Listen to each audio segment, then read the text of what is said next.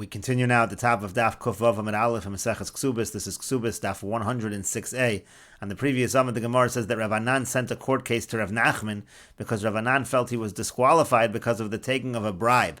Now Rav Nachman understood that this was actually a relative of Rav Anan's, and therefore he said, Hayaseh v'hayaseh. He had in front of him a court case of Yisomim, and in front of him a court case of this person who he thought was a relative of Rav Anan. So he said they're both mitzvahs aseh to judge these cases. Rashi says, Hayaseh v'hayaseh, mitzvahs hadayonim, aseh u'shvatetem tzedek. There's the aseh of doing the judgment. And so Rav Nachman reasoned, aseh de kavod Torah, if the aseh of chvod Torah, that's actually greater. As Rashi over here says, Dinei de haygavra do aseh dika kvod Torah. This particular individual who's related to Rav Anan, there's an additional aspect there of the kavod Torah. He's a relative of a Talmud Chacham. The Rav Anan b'hadei adif, because he's got the kavod Torah of Rav Anan together with the fact that it's a judgment. And so therefore he decided, since aseh de chvod Torah adif salko ledina di asme, he therefore set aside the court case involving the Yisomim, the orphans, and therefore he took this person's court case instead. Now, now when the other litigants saw the kind of honor that was being accorded to this person who he thought was Rav Anan's relative, so then his claims started to become closed. His mouth was not making his claims properly, and therefore that led to the fact that he was going to lose the case. And in effect, what the Gemara is saying is that Rav Anan indirectly caused this perversion of justice. And so the Gemara continues at the two dots. Rav Anan have a rogil Eliyahu do'asi gabe by Rav Anan. So Eliyahu Hanavi used to visit him. To have a masni lei seder Eliyahu, and he used to teach him the seder Eliyahu. Kevan David Hachin. Now, when this incident happened, then again he indirectly causes perversion of justice. So Istalik. So then Eliyahu Hanavi stopped coming. So Yosef b'tarnisu v'arachme. So he fasted and he davened. V'yosa, and then Eliyahu came. But now when Eliyahu Navi came, have a mavislei be'usa, he caused him to be very scared. So therefore Rav Anan, he made a box, and he would go inside the box when he was learning the Seder Eliyahu. So he would sit in front of him in that fashion until he taught him the whole Seder. And that's what people say when they call the Eliyahu Rabbah and the Eliyahu Zuta. Rashi over here says, Seder Eliyahu Rabbah Shalom and Chutz Lateva. Eliyahu Rabbah was the one that he learned outside of the box. Seder Eliyahu Zuta Shalom and Besoch HaTeva. And Eliyahu Zuta, the little Eliyahu, so to speak, that was the one that was learned inside of the box. And the Gemara continues, B'shnei de Rav Yosef have a rischa. During the years of Rav Yosef, there was an anger from HaKadosh Baruch Hu when there was a famine in the land. Amri le Rabbanan le Rav Yosef. So the Rabbanan said to Rav Yosef, Li boy mar rachmi, let the master daven for mercy that we should have rain. Amar lahu, so he said to them, Hashta now. If by Elisha, that when the Rabbanan would leave him, when they would depart from him, there would actually be 2,200 Rabbanan who would stay behind. Rashi over here says, those who ate by the table of Elisha, there was 2,200 of these scholars. Because the Pasuk talks about 22 loaves of bread that were distributed. Like the Gemara is about to say, each bread was put in front of 100 people. That was a time of famine. That shows you that there were 2,200 people. So he says, by Elisha, when the Rabbanan got up, so what was behind, who was left behind, who needed to be fed? It was 2,200 Rabbanan. And be'idon rizcha lo have boy rachme. Yet nevertheless, Elisha, who supported these kind of Talmidei Chachamim, if it was a time of anger, he didn't daven. So anoi boy rachme. So you think I'm going to be able to daven for mercy in such a time of anger? And the Gemara continues, how do you know? As Rashi just explained now, the Gemara asks, how do you know this is the amount of people that were left behind that Elisha had to take care of? Like the Pasuk says, it says that his servant said, how can I put this in front of 100 people? And the Gemara says, what does this mean? He can't serve 100 people with these 22 loaves. If the whole thing, the 22 loaves, are being given to 100 people, so that's actually plenty in a time of famine. That's not a small amount of food. So why is the servant saying to Elisha that I can't possibly give this small amount to this large group of people? Rather, what he must be saying is each loaf was going in front of 100, so therefore you have 22 times 100, that's the 2,200.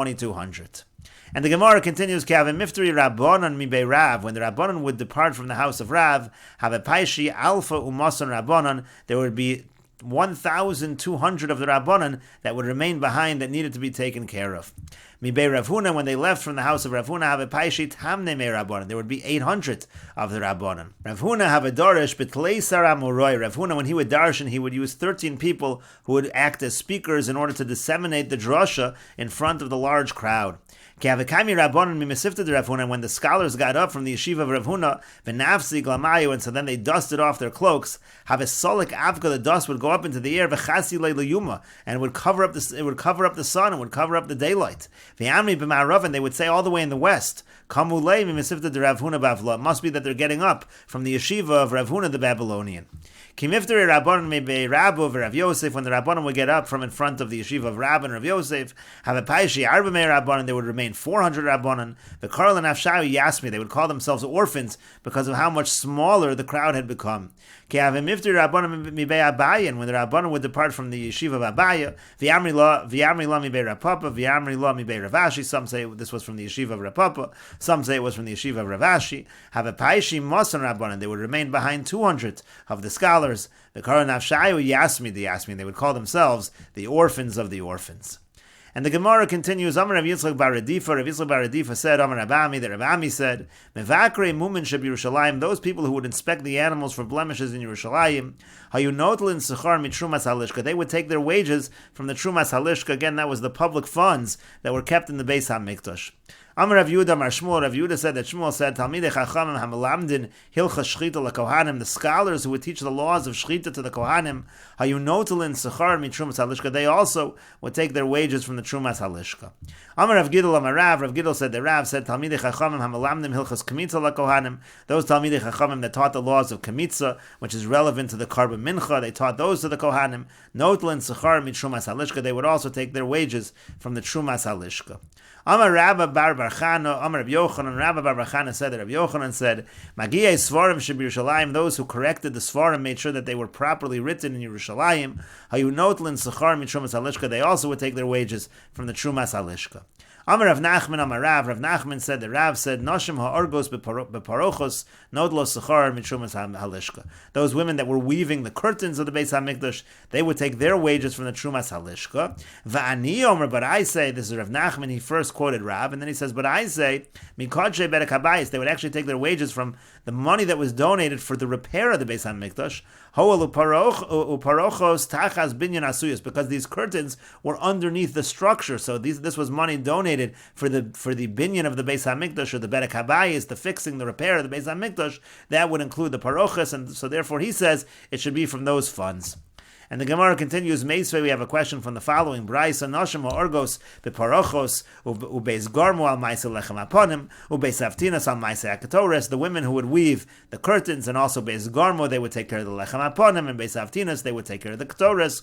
Kulat hayunot lo sechar mit trumas halishka, it says explicitly in the Braisa, they would take their wages from the trumas halishka. So that's a question on what we just said before, that Rav Nachman said they take from the kodshe bedek habayis. And the Gemara answers, Hasam b'devave, this Braisa is talking about the curtains that were by the gates of the Beis HaMikdash. They were put up just for tznias, just for modesty, and those are not the same as the other curtains, which are actually part of the structure of the Beis HaMikdash. The Yomer Rabbi Zeira Marav, because Rabbi Zeira said that Rav said, Shloshas parachos hayu b'mikdasheni, there were 13 curtains in the second Beis HaMikdash, Shiva Keneged, Shiva Sha'arim, 7 of them corresponded to the 7 gates, Echad lepischa shel Heichal, 1 corresponded to the entrance of the Heichal, Ve'echad lepischa shel Ulam, and 1 corresponded to the entrance of the Ulam, Beis b'devir and Beis Kenegdan Bali, and then there were 2 more by the Dvir, which is by the Kodesh Kadashim, and there were 2 more corresponding to the upper level, Keneged the Kodesh Kadashim. And the Gemara continues at the two dots, Tanu Rabbanan, the rabbis taught, Noshim hamegadlos b'nein lepara. The women, they used to raise their children for the para aduma, they used to raise their children in purity, and that was a way to ensure that the mechatas, which was made for the para aduma, from the para aduma, would be made in complete purity. Hayunotlos sechar mitrumas halishka. They would take their wages also from the trumas halishka. Abba Shaul Omer, Abba Shaul says, Noshim yikaro shebirushalayim hayuzanos osan umefarnos osan. They wouldn't take their money from the trumas halishka, rather, the wealthy women of Yerushalayim, they would actually support these women, and they would give them mizonos. Rav Huna asked Rav the following question, and we'll continue with this discussion in the next video on Daf Kovav Amud Beis.